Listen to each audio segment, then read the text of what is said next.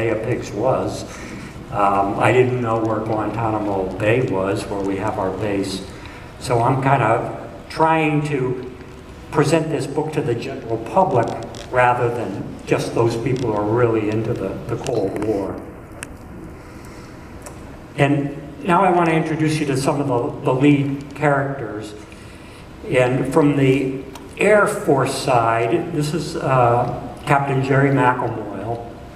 Jerry, by the way, is instrumental not only in the story itself, but also for the research, because he's alive and well living down in Venice, Florida. So Jerry was the U-2 pilots that flew over Cuba and was a huge help with the research. His boss was Major Rudy Anderson, and Rudy was an interesting guy for the Air Force in that he was a pacifist. He didn't want to drop bombs, he didn't want to kill anybody. So he was always signing up for reconnaissance and surveillance flights. So in the Korean War, he was doing surveillance, and then later the CIA recognized his flying ability. They recruited him into the U-2 program. Then he went back to the Air Force, continued to fly U-2s. So during the 1962 period, Rudy was actually Jerry's boss, so those two were very close. And then Chuck Maultsby is a character in the story, and when you read that he was stationed in Alaska, you go, why would you make him a character if he has no connection to the Cuban Missile Crisis? Well, it turned out he does. He's just not stationed down in Florida to make those overflights of Cuba. Chuck, by the way, was a Air Force fighter pilot dropping bombs during the Korean War and was shot down by the Chinese. And he said that he spent 3 years in an earthen hole 4 feet by 4 feet. You imagine 3 years in a hole? And when he was released, you would think he's going to get out of the Air Force. I couldn't believe it. He re-upped. I would have become a farmer, anything. Get away from flying again and have the potential of being shot down. And JFK is a character, a main character, but only because I realized, oh my God, you have his transcripts of what he was saying. And by the way, the people that he was recording, he never told them that they were being recorded. So, which is a great thing from a researcher's point of view, because they're speaking off the cuff. They're not thinking, oh, this is going down in the ages of history. So they're espousing all sorts of ideas, and they're arguing. They're constantly arguing. So the crisis begins when Kennedy's told during breakfast, what a way to wake up. And I wondered, well, what will his first question be? I would probably say, how many missiles or where in Cuba? But he surprised me. He said, when will they be operational? So the reason for that is, if they're not going to be operational right away, he's got a little bit of time to make the decision on how to get them out. He makes the decision immediately that they have to go, that no matter what, they've got to go. But he's told, Mr. President, we think they'll be operational in 12 to 14 days based on this first flight. We're going to have more information for you tomorrow. His second question is, how do you know there's missiles? I can't see any. And they explain, well, we're enhancing these pictures and have back at our lab. And by the way, the lab that the CIA had, it was called the National Photographic Intelligence Unit, but that big name doesn't really give the hint of where it was located. They wanted it in a secret place, so they put it above a used car dealership in Washington, D.C. And then they could blow up these pictures from the U-2, and they'd see these trailers, and then they could measure just how long this object on the back of the trailer was, and it matched the exact measurements of a medium-range ballistic missile. And then, outside the periphery of where the trailers were, you could see the erector pads, you could see the trapezoidal shapes of what they thought were surface-to-air missiles, and turned out to be just that. So he says, how much time do I have? And he knows that once they're operational, once the warheads are on them, the Russians kind of have us over a barrel. There's not much he can do because they'll have the threat, we're going to launch one of these and it's going to be there in 9 minutes.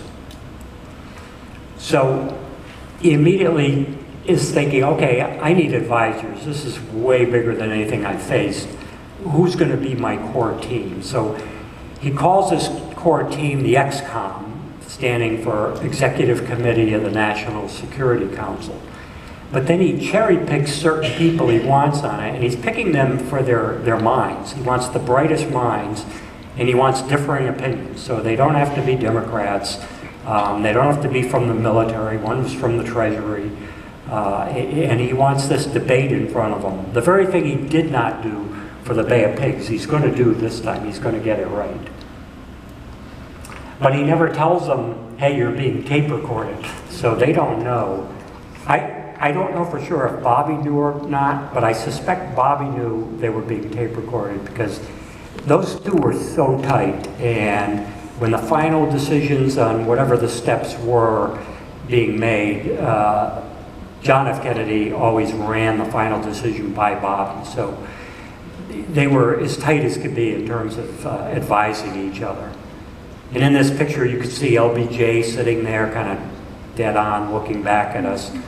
Very interesting. He said very little during the meetings, but if Kennedy left the room, he would then speak up more, and I don't know why. I don't know why he was hesitant to talk when the president was there. Everybody else did, but I noticed that in the tapes.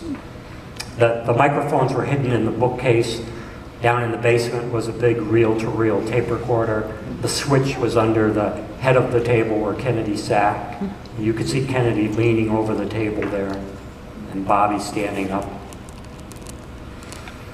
So he's made the decision the missiles have to go, but he hasn't made the decision on how we're going to get them out. But if you read those Kennedy tapes, it is in book form. It's about this thick. It's a tome because it's 100 hours of audio. We took out the more exciting disagreements and put them in our book. But right off the bat, the missiles have to go. But he hasn't decided how. But there is a consensus from everybody in that room in the beginning that it's going to be a military strike. It's going to be a full-fledged airstrike hitting every missile we can find, every Soviet base, probably followed up by an invasion. So that's day 1 and 2. They've kind of, they're going that way. But Kennedy hasn't pulled the trigger and said, okay, begin. He's said, prepare for this D-Day style invasion. But as you get into 3 and 4, you see that he's starting to hold back a little more, again, knowing he's got some time to work with. But the generals are really pressuring him. They're saying, Mr. President, we've got the element of surprise. Let's hit him today. We're ready. We are ready with the airstrike. We're not ready with the invasion, but we're ready with the airstrikes. And he's holding them back, and they're not happy about this. He does make 2 decisions right away: get all our naval assets either down to off the coast of Florida or start to surround Cuba.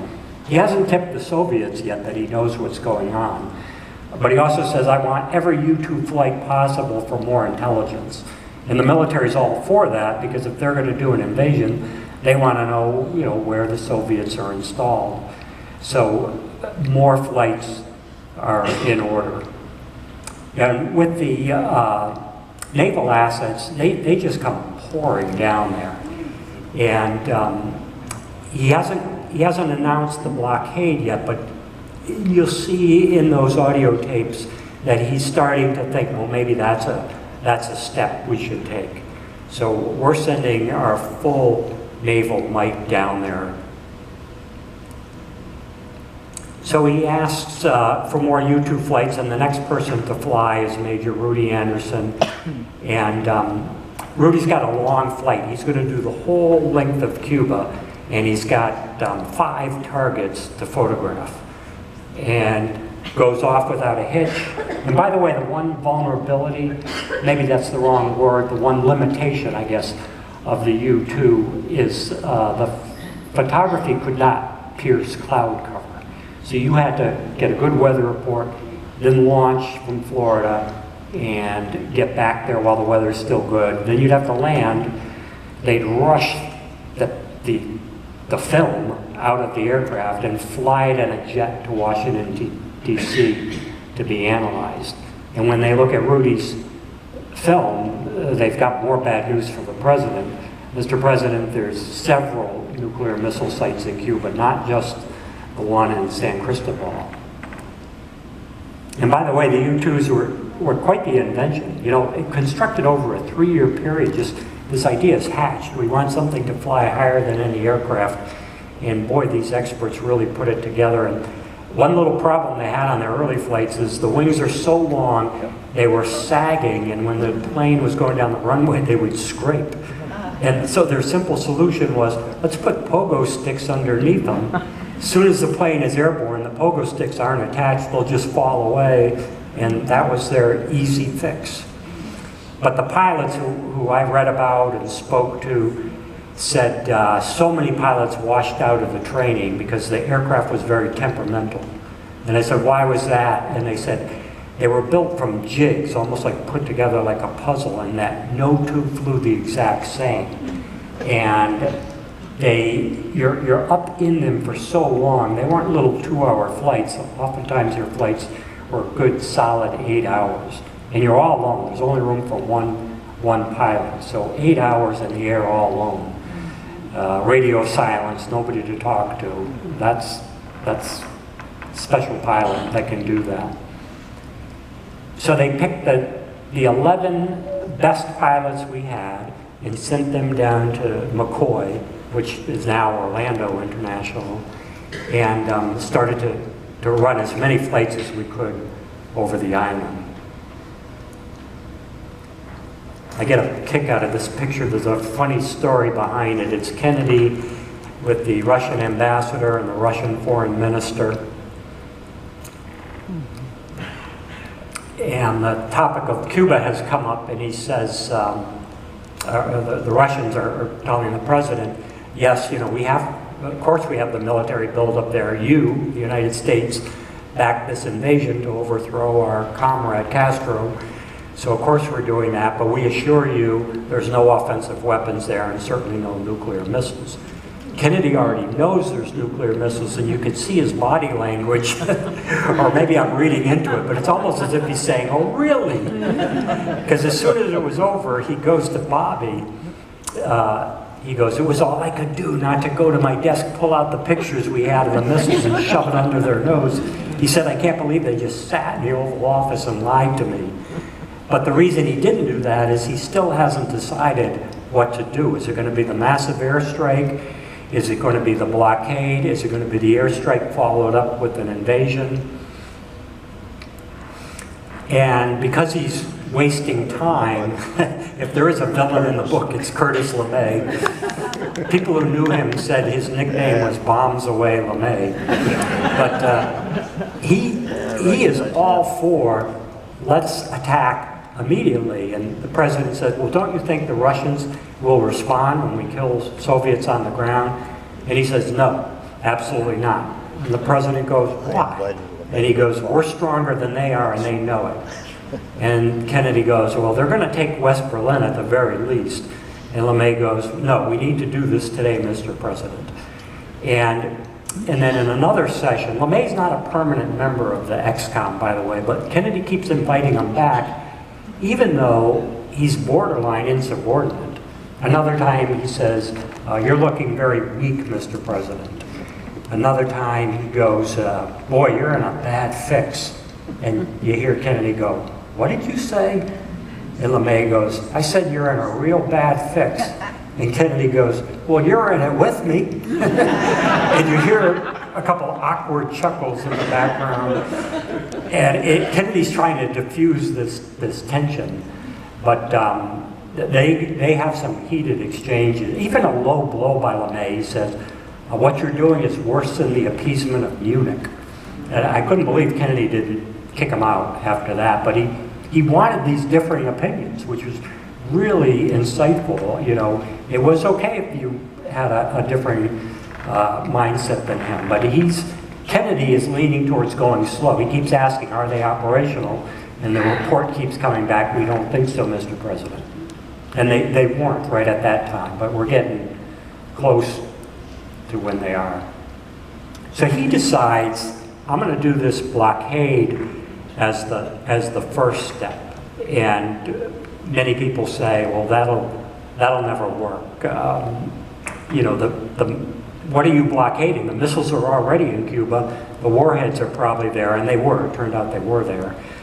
So you're not stopping anything. And he said, you're probably right, but that's just a first step. It allows me to then ratchet things up rather than going right to an air attack, which might lead to World War III, which might lead to nuclear war. So his thinking is, here's an interim step.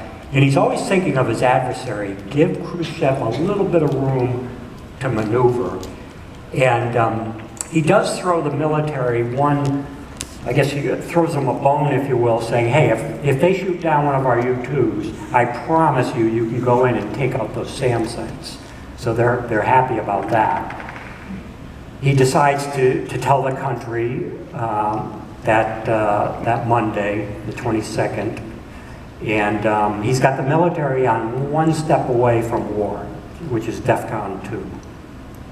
So I've talked to people that said, we had bombers up in the air 24/7, you know, being refueled in the air, or one would land, the next would go off, with nuclear weapons. They were always in the air, hundreds of bombers and all over.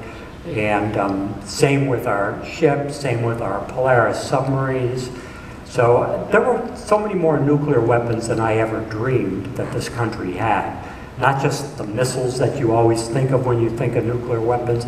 They're in so many different places. So it was eye-opening for me. And originally he makes the quarantine line at 750 miles off Cuba. But then he reverses himself, and he does this frequently, and to me that's a sign of a good decision maker, somebody who's confident. They've got that fixed goal, which is good, but their plan to get there is fluid. And time again I see that with, you know, either survivors in my books of the maritime disasters. They're not afraid to change plans based on new information. They're not married to the plan just because they put time in. And he says, no, I'm going to put it back to 500. And again, some of the military's not too happy. And he says, I want Khrushchev to have even more time to think as these Russian ships steam towards the line. So this is going to give Khrushchev more hours to think things through and not do a knee-jerk reaction. You can hear his address to the nation. If you just pull it up on YouTube, you can hear it. And it's really brilliant. It's measured, it's forceful, but it's calm at the same time. So he balances forceful with calm, not to panic anybody. Many people who remember it, though, tell me, you know, for example, one woman at a presentation said, oh, I remember it. She said, I was a little girl, and as soon as he was done, my father went out to the backyard with a shovel and started digging our bomb shelter. You know, it was that powerful. And another woman, this person just told me this 2 weeks ago. She said, I remember, and I remember going to school the next day and the teacher saying, no homework tonight because there's probably not going to be school tomorrow and probably not going to be a world tomorrow. I mean, telling that to a student. So there wasn't panic, you know, it wasn't like charging grocery stores, but the tension was sky high. And ratcheted up even higher the next day because the Russians respond to this blockade as that it's illegal. You're in international waters, you can't do this. And I was just reading in the book what Khrushchev wrote to Kennedy, and he said, this is illegal, you know, you pirates are doing this, and we are going to take steps to keep our freedom of the international seas. So he's throwing it back at Kennedy that no, we're not going to obey this blockade.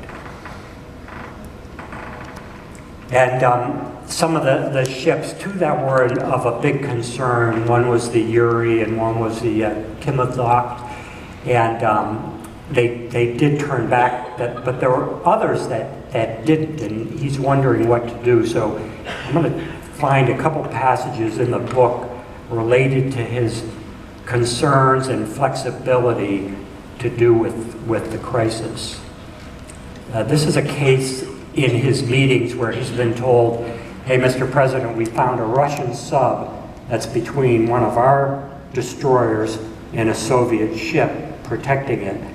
And he's asking the question, if he doesn't surface, you know, because we're supposed to practice depth charges and they're supposed to surface. If he doesn't surface, what are your plans? And he's told by Macklemore, it would be extremely dangerous to defer attack. We're going to have to attack them because of the situation we're in. We could easily lose an American ship if we don't. And right after that, the president put his hands to his face and covered his mouth. He opened and closed his fist, and he looked at his brother Bobby. And then Bobby wrote, his face seemed drawn, his eyes pained, almost gray, and we stared at each other across the table.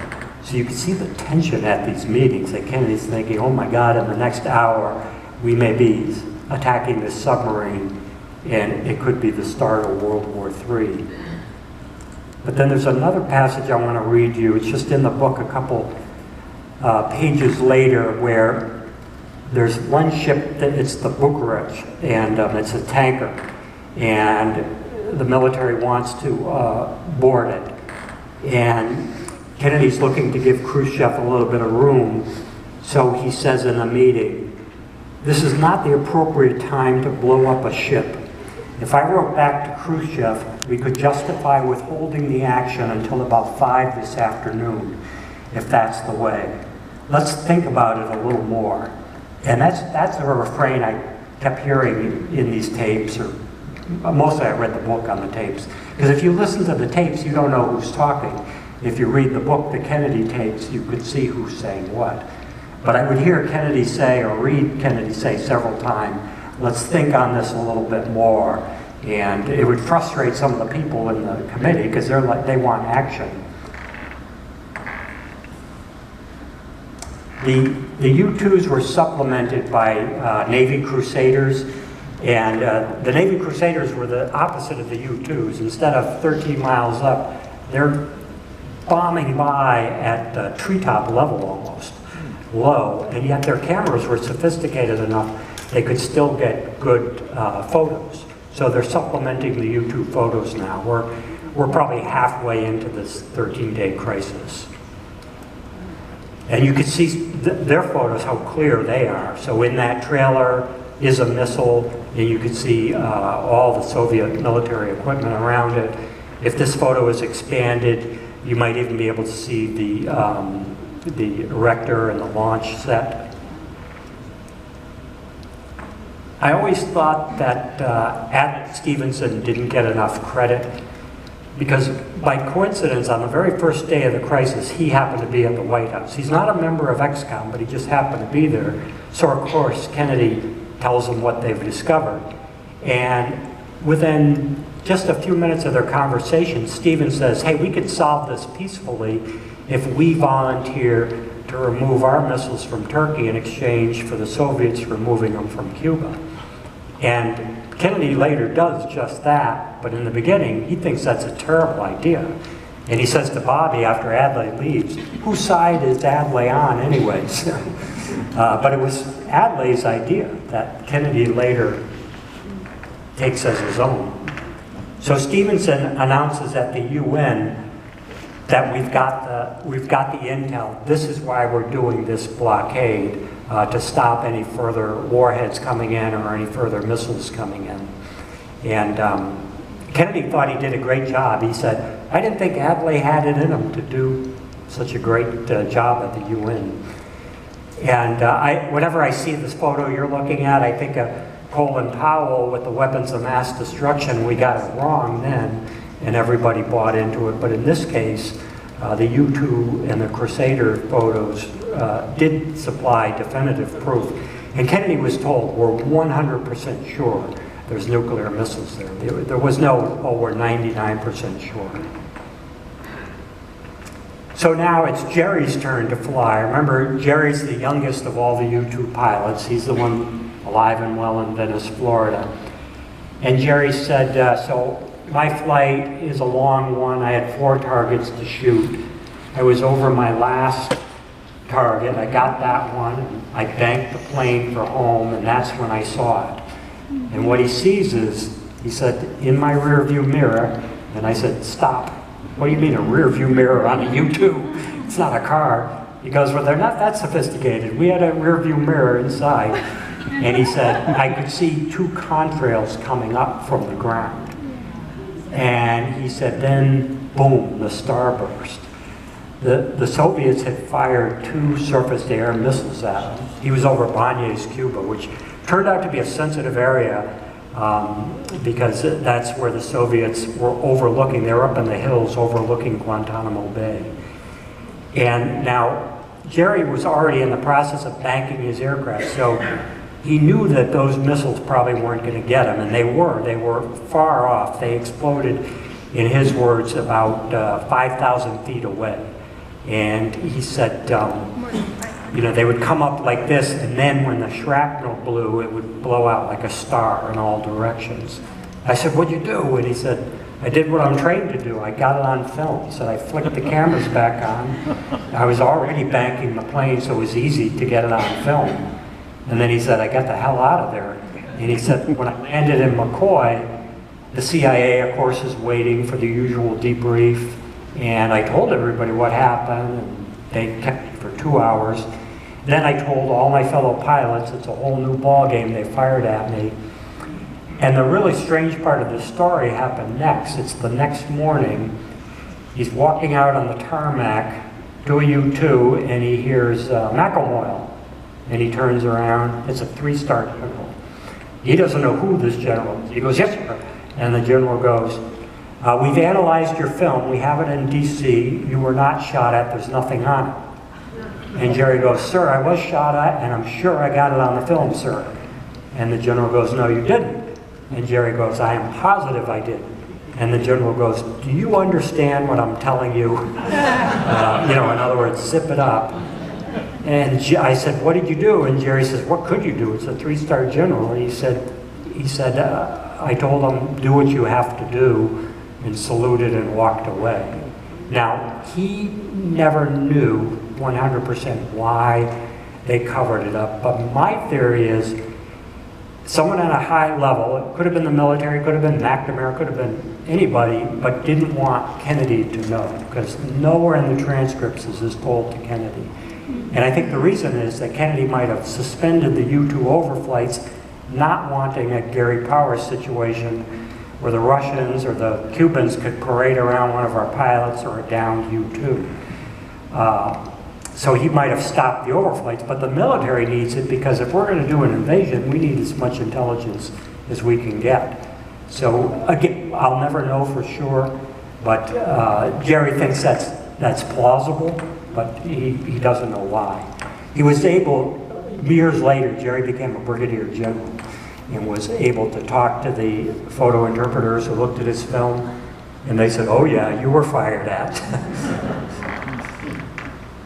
So now we've made it up to Black Saturday, and it's called Black Saturday because everything that could go wrong starts to go wrong. And this would be the 13th day. Kennedy, by the way, is only 43 years old, so imagine that kind of pressure, and you're that young, you haven't been through something like this. But importantly, though, he had been through combat in World War II. You know, we write about the PT-109 incident because in the Kennedy tapes during these meetings on the Cuban Missile Crisis, he never says PT-109, but many times he said, and I'm quoting, we might think differently when the blood starts flowing. So when somebody's for all out this or that, he'll use that phrase. He used it 3 different times, and I think it's because he'd seen it firsthand. So things are happening on the blockade front. Most Soviet ships have turned back, but a couple, the Gronsky is one, it keeps coming, and they're debating what to do. They've already let that Bucharest one through, the tanker, and they can't do it again or will be seen as weak and not supporting the blockade. So now he's really worried that maybe Khrushchev is going to make an example of this and let this ship be sunk, and it'll turn out to not have any weaponry on board.